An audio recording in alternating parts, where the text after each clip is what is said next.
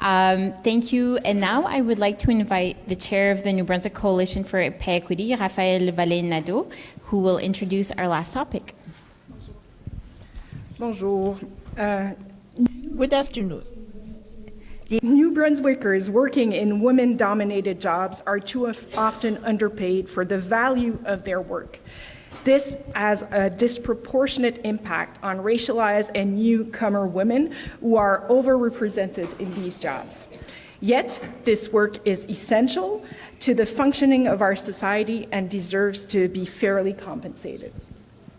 To achieve pay equity, the value of women-dominated jobs must be compared with that of men-dominated jobs. Equal value, equal pay. Current pay equity legislation in New Brunswick applies only to the public sector. Due to the lack of legislation in the private sector, the right to pay equity is denied to people employed in private companies, nonprofit organizations, care sector, municipalities, and universities. This must change. Does your party commit to passing a pay equity legislation for the private sector? Thank you. Susan. Thank you very much. I could make this answer really short. Yes. But I won't stop there because I'm proud to be part of a party that was the first to implement pay equity legislation in New Brunswick.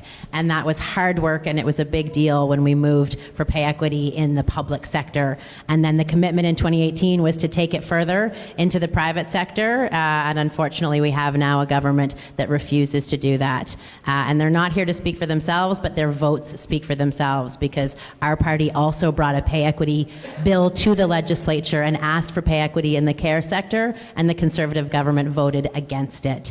So a Holt government will put in place pay equity for the private sector and advance pay equity into the care sector, including not-for-profits. So we already talked about the wages that we're going to be increasing in those sectors, because it is critical that New Brunswick becomes a place that recognizes the equal value of work and pays people equally for that work, regardless of their gender.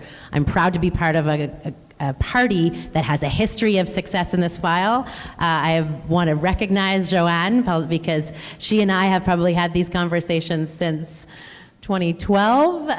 There's been a lot of conversations, and I have told her at every turn, we are going to do this, we are going to do this, we are going to do this. I cannot wait to implement pay equity for the private sector as part of a Holt government. Thank you. And Alex? Again, this could be a really fast answer of yes, obviously. The NDP has had pay equity for the private sector in our platform for decades. It deserves to be there. It's been deserved to be there for a long time, since before it was introduced in the public sector, since before anybody was talking about any sort of pay equity legislation. The NDP has been advocating for this change. We've been pushing for this change, and it would be something that we would do immediately. And of course, I mean, my last work experience was all with nonprofits and with charities. And I worked with people where I came in and I got the most money. And that felt really weird, because I was brand new to this project and I was making more than people who've been working for the Newcomer Center who had been there for years.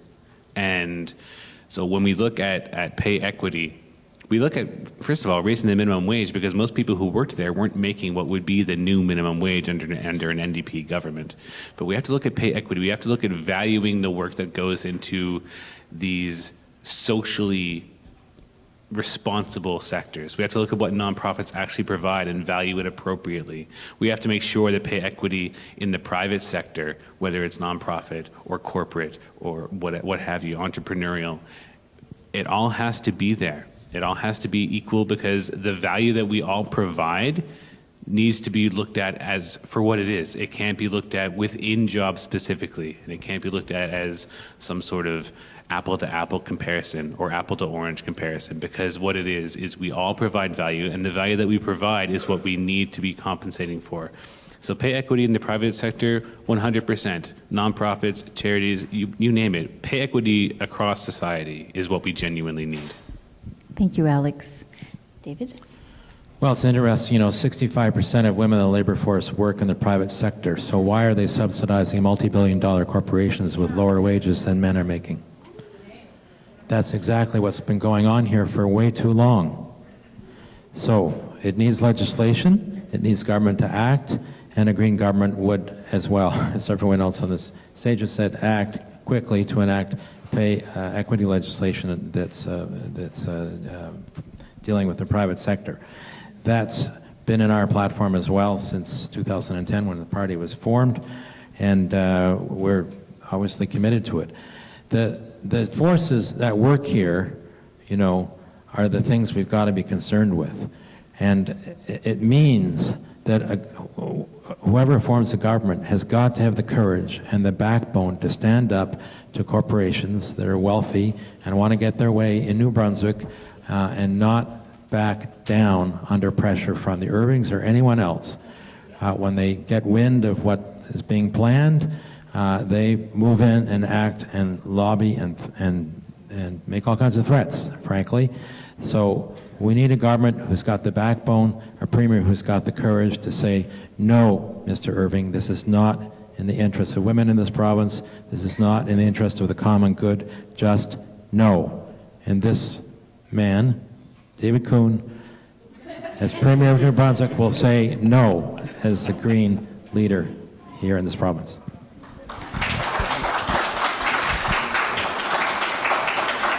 So, just for the record, we have 3 committed yeses, so thank you for that. Legislation for pay equity, wonderful. Would love to open it up for discussion. Any additional points? Sure. Alex? So we do have to look at the fact that in this province, we have a history of subsidizing large industries, whether it's by allowing there to be low pay, whether it's by direct subsidies from the government to industry, whether it be forestry, whether it be oil, whether it be what have you. We subsidize industries in this province because we have believed, or it has been believed by those in power for 30, 40, 50 years, that that's how you make the province improve. But I think if we look at the last 30, 40 to 50, 60 years, the decisions that have been made by successive governments and the things that have been advocated for and proposed and pushed for in successive governments they're what led us to where we are now, right? I mean, these problems didn't come out of one electoral cycle. They didn't come out of the last decade. They didn't come out since the year 2000. These are things that have been happening over and over and over and over again. And the fact is, government has not been willing to do different. They have been willing to do the same thing and hope against hope that it's going to wind up giving a different result. And it never does. Not once. So what we actually need is a government who's genuinely willing to get in there and say, we're the party of the people of New Brunswick, the workers of New Brunswick, the parents and the children and the employees of this province. And we're going to go and we're going to stand up for you. We're going to ensure that those people who've been getting these government handouts, that money should be redirected to the people of this province because you're the ones who need it, you're the ones who deserve it, and we all deserve better. Thank you. I'd love to take this opportunity to share that I spent some time, actually, it was probably what got me into politics. I was the CEO of the Fredericton Chamber of Commerce, and I worked really closely with the small business community in Fredericton, as well as larger businesses in our membership. And the business community at the Fredericton Chamber of Commerce was also made up of a lot of not-for-profit organizations. I then went on to lead an organization called the New Brunswick Business Council. And it was in that environment that I worked with some of the largest enterprises in this province and saw leaders who are committed to pay equity. I want to reassure you, I have said no to Mr. Irving before, face-to-face in the 8th floor boardroom of the Golden Ball meeting. Rest assured that a Holt government will advance pay equity in the private sector in New Brunswick if you give us the privilege of forming government. Thank you, Susan. David, anything to add? Well, this is one of these issues which is, you know, people say a no-brainer, but we haven't seen any movement on it in the private sector whatsoever, despite the tremendous efforts of the Pay Equity Coalition and so many of those who've been on the front lines of this movement to bring about pay equity in the private sector. So it's got to happen, and I guess it's a question in the end of who do you trust to make it happen? And that's for you to decide, and we'll find out on October the 21st. What an ending. Wonderful. Well, thank you so very much.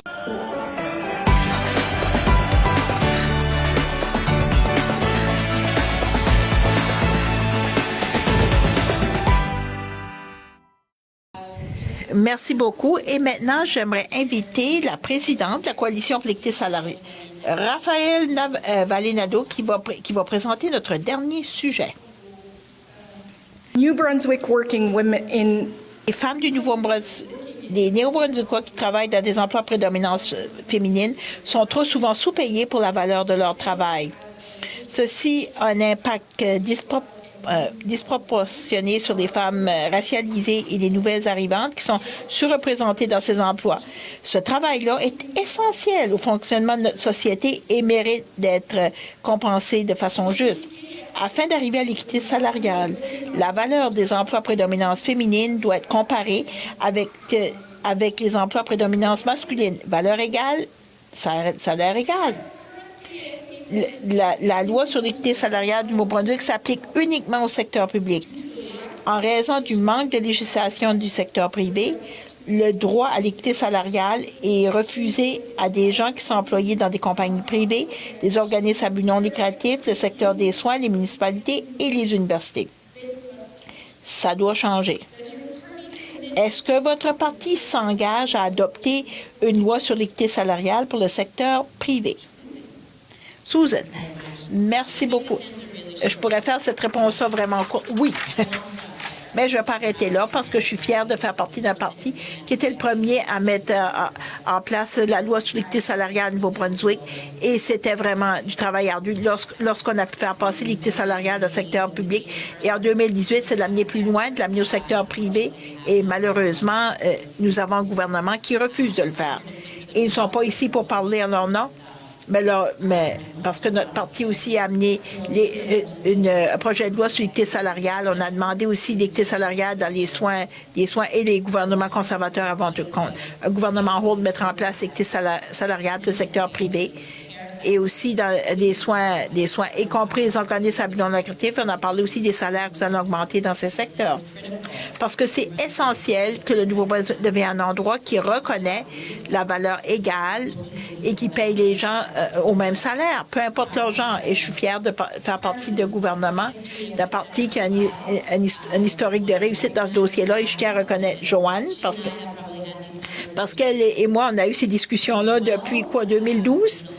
Et il y a eu beaucoup de discussions. Et j'ai dit aussi à chaque fois, nous allons faire ceci et nous le ferons. Mais je ne peux pas simplement attendre de mettre en place l'équité salariale dans le secteur privé sous un gouvernement Holt. Alex. Encore une fois, ça pourrait être aussi une réponse très rapide. Évidemment. Le NPD aussi pour le secteur, on a ça sur notre plateforme pour le secteur privé depuis des décennies. Ça mérite d'être là depuis très longtemps. Et même avant même que ça soit dans le secteur public, avant même que tout le monde parlait d'une loi sur l'équité salariale, le NPD militaire pour ce changement-là, on faisait pression pour un changement. Et c'est quelque chose que nous ferions immédiatement. Et bien sûr, ma dernière expérience de travail, c'est toujours avec les organismes de bienfaisance et à but non lucratif. Et je travaille avec des gens aussi, j'ai plus d'argent. Ça sentait bizarre, parce que j'étais tout nouveau dans ce projet-là. Et je faisais aussi ce que les gens qui travaillaient aussi pour le Centre des nouveaux arrivants, qui étaient là depuis des années, je faisais le même salaire qu'eux. Lorsqu'on a examiné l'équité salariale, on examine aussi d'augmenter le salaire minimum. La plupart des gens aussi ne gagneraient même pas ce qui serait le nouveau salaire minimum pour un gouvernement NPD. Il faut regarder aussi de valoriser le travail qui va dans ces secteurs socialement responsables. On parle des buts non lucratifs qui les valoriser de façon adéquate. Il faut s'assurer que l'équité salariale dans le secteur privé, que ce soit aussi au point de vue des corporations, au secteur privé ou entrepreneurial, il faut que ça soit là. Il faut aussi que ça soit égal parce que la valeur que nous offrons doit être examinée aussi pour ce que c'est. C'est pas simplement pour des emplois précisément. Il faut comparer aussi des pommes avec des pommes et non des pommes avec des oranges. Parce que la valeur que nous offrons doit être compensée. L'équité salariale dans le secteur privé, 100% aussi, les buts non lucratifs, organismes de bienfaisance. L'équité salariale partout dans la société. Merci, Alex. Oui, 65% des femmes aussi sur le marché du travail travaillent dans le secteur privé. Pourquoi est-ce qu'ils financent aussi des corporations millionnaires aussi avec des salaires plus bas? C'est la raison pour laquelle ce qui se passe ici depuis bien que trop longtemps. Donc, on a besoin d'avoir une loi et le gouvernement doit agir et le gouvernement vert agirait. Et nous agirions rapidement pour avoir l'équité salariale dans le secteur privé. C'est dans notre plateforme depuis 2010, lorsque le parti a été formé, et nous sommes engagés à le faire. Et ce qui fonctionne, c'est les forces avec lesquelles nous travaillons. Ça devrait nous préoccuper. Ça signifie que peu importe qui va former le gouvernement doit avoir le courage et l'épine dorsale de se lever, de se tenir debout devant les corporations qui sont riches et qui veulent faire ce qu'ils veulent de vos produits et ne pas reculer sous la pression comme les Irving ou qui que ce soit. Lorsque c'est planifié, ils vont agir et faire pression. Et en dépit des menaces où nous avons besoin d'un gouvernement qui a l'épine dorsale et un gouvernement qui a le courage de dire non, M. Irving, c'est pas dans l'intérêt des femmes de la province, c'est pas dans l'intérêt du bien commun, simplement non. Et ce monsieur ici, David Kuhn, comme premier ministre du Nouveau-Brunswick, va dire non, comme le chef du Parti vert ici dans cette province.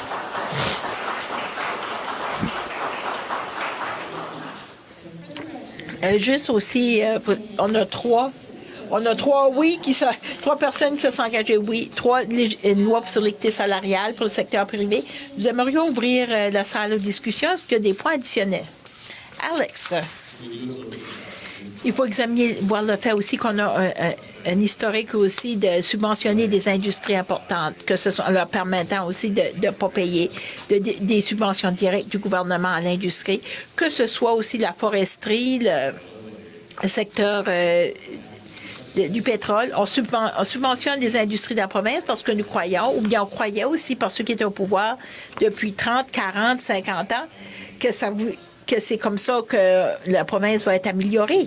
Mais je pense, si on examine aussi au cours des 30 à 60 dernières années, les décisions qui ont été prises par les différents gouvernements et les choses aussi pour lesquelles nous avons milité par divers gouvernements, ils amènent ce qu'on est ici. Tous ces problèmes-là, ça n'a pas simplement sorti au cours de la dernière décennie, même pas même de l'année 2000. Ce sont des choses qui se produisent depuis très, très, très, à maintes et maintes reprises, depuis très longtemps. Et le fait que ces gouvernements-là n'ont pas eu la volonté de faire des choses différemment, qu'ils n'ont pas été prêts non plus ils continuent de faire la même chose, ils espéraient aussi que ça va donner un résultat différent. Et ce n'est jamais le cas.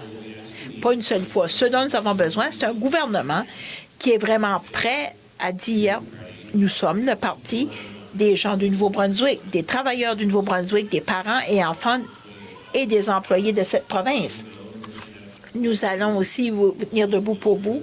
Nous allons nous assurer que ces gens qui reçoivent ces subventions du gouvernement-là, cet argent-là devrait être redirigé aux gens de la province parce que vous êtes ceux qui le méritent, qui en ont besoin et nous méritons tous mieux. Et j'aimerais profiter de l'occasion pour partager. J'ai passé du temps, c'était probablement aussi ce qui m'a amené à participer en politique. J'étais la DG de la Chambre de commerce de Fredericton et je travaillais de très près avec la communauté des petits entrepreneurs à Fredericton et les plus grandes entreprises. La communauté d'affaires aussi de la Chambre de commerce Fredericton était composée de beaucoup d'organismes à but non lucratif. Et ensuite, j'ai dirigé, c'était le Conseil des affaires du Nouveau-Brunswick. Et dans ce milieu-là, que je travaille avec des plus grandes entreprises dans cette province. Et j'ai vu aussi des chefs qui s'engageaient à l'équité salariale. Je tiens à vous rassurer. J'ai dit non à M. Irving avant.